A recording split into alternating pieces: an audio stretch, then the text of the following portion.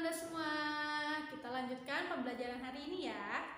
Nah, tadi sebelumnya kita sudah belajar tentang pembulatan. Nah, sekarang kita lanjutkan materinya yaitu tentang penaksiran. Nah, operasi penaksiran ini dilakukan agar memudahkan kita dalam mencari hasil dari operasi penjumlahan, pengurangan, perkalian, atau pembagian. Nah, untuk melakukan penaksiran itu, bilangan-bilangan pada operasi hitungnya itu pertama-tama dibulatkan dulu sesuai dengan aturan-aturan yang tadi sudah kita pelajari bersama ya. Nah, hal tersebut dilakukan supaya mempermudah dan supaya hasil dari penaksiran itu mendekati hasil yang sesungguhnya. Nah, di sini ada 3 aturan dalam penaksiran. Yang pertama ada taksiran tinggi. Maksud dari taksiran tinggi adalah pembulatan dilakukan ke atas. Nah, kalau taksiran rendah, pembulatannya itu dilakukan ke bawah. Dan kalau taksiran baik itu adalah taksiran yang mana bilangan-bilangannya ini pembulatannya disesuaikan dengan kaidah-kaidah atau aturan-aturan yang sebelumnya kita sudah pelajari. Nah, baik, sekarang di sini gua ada contoh. Soal yang pertama adalah 501 dikurangi 256. Nah, pembulatan yang akan kita lakukan adalah pembulatan ke ratusan terdekat. Ya, ingat, pembulatan ke ratusan terdekat. Sehingga nanti nilai tempat pada posisi puluhan dan satuannya akan menjadi 0. Nah, sekarang 501, apabila kita lakukan taksiran tinggi, berarti taksiran ke atas, 501 ini akan berubah menjadi 600. Sedangkan yang 256 apabila kita taksiran tinggi ini akan berubah menjadi 300.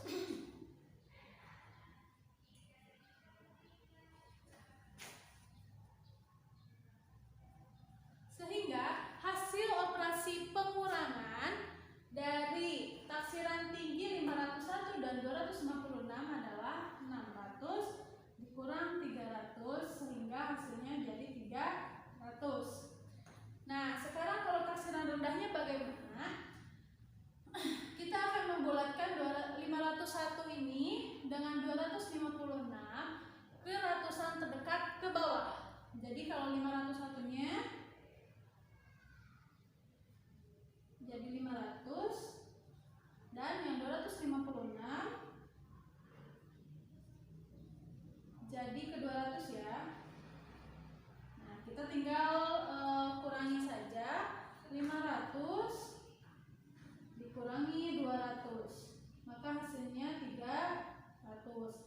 Nah, sekarang apabila kita melakukan taksiran baik dalam membulatkan ke ratusan terdekat 501 dan 256 itu kita ikuti sesuai aturannya ya. Kita lihat nilai puluhan pada pos 501 itu adalah 0, sehingga 0 itu kan kurang dari 5, maka pembulatannya ke bawah. Jadi 501 dibulatkan jadi 500.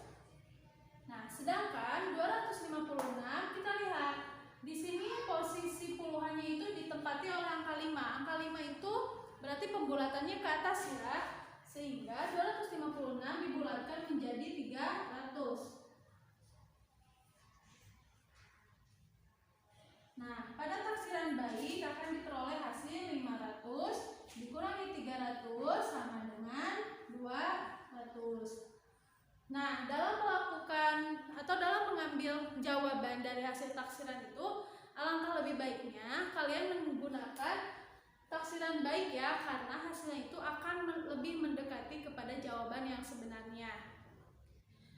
Nah, materi selanjutnya adalah tentang penaksiran jumlah sekumpulan barang. Jadi kita akan menaksir jumlah harga pada sekumpulan barang. Biasanya kalau misalkan kita membeli barang-barang atau perlengkapan atau makanan di supermarket, minimarket, biasanya harganya itu kan suka tertulis misalnya Rp7.235. Tapi kan kita semua mengetahui bahwa uang rupiah itu tidak ada yang sampai Rp5. Jadi paling kecil rupiah itu kan hanya Rp100 kan. Nah, biasanya kalian atau kita semua akan melakukan pembulatan. Misalnya harga makanan yang kalian beli ini seharga 7.235. Biasanya kalian akan membulatkan ke ratusan terdekat, bukan? Sehingga makanan tersebut berubah harganya menjadi 7.500. Atau biasanya kalau kalian membeli itu kalau gak ada kembaliannya digantinya permen. Nah, baik, sekarang coba dilihat contoh di halaman 37 dan 38. Jadi dalam membulatkan penaksiran harga suatu benda itu lebih baik kalian melakukan taksiran tinggi ya, atau taksiran ke atas supaya harganya itu tidak berbeda jauh. Karena kalau misalkan kalian melakukan taksiran rendah atau taksiran ke bawah, harganya itu maka akan menjadi kurang. Nah, sampai di sini sudah paham? Coba Ibu sebelumnya akan kasih satu contoh dulu ya. Yang ini penaksiran jumlah harga. Misalnya di sini Ibu membeli baju seharga 49.000. Kemudian Ibu membeli celana seharga 43.000. Nah, kemudian Ibu membeli kerudung seharga 33.500. Nah, untuk menjumlahkan berapa sih uang yang harus Ibu sediakan untuk membayar semua belanjaan Ibu? Nah, jadi pertama-tama kita harus membulatkan dulu ya. Nah, kita lihat nih di sini. Agar lebih mudah, kita akan bulatkan semua harga ini ke puluh ribuan terdekat. Ingat ya, puluh ribuan terdekat. Di sini 49.000, kita lihat posisi yang ininya ya. Setelah 49.000 itu berapa puluh ribu? Oh, ternyata 50.000. Nah, kemudian yang harga celana tadi 43.000, kalau kita bulatkan ke puluhan terdekat itu menjadi 50.000 juga ya. Nah, dan untuk harga kerudungnya di sini ada 33.500. Kita bulatkan juga ke puluhan terdekatnya jadi 40.000. Nah, sekarang tinggal kita jumlahkan. Kira-kira berapa sih uang yang harus Ibu persiapkan untuk membeli baju, celana, dan kerudung tadi? Kita jumlahkan dari hasil yang pembulatannya ya. 50.000 ditambah 50.000 hasilnya 100.000. 100.000 ditambah 40.000 jadi 140.000. Nah, sehingga uang yang harus Ibu sediakan untuk membeli baju, celana, dan kerudung tadi adalah 140.000. Nah, sampai di sini sudah paham?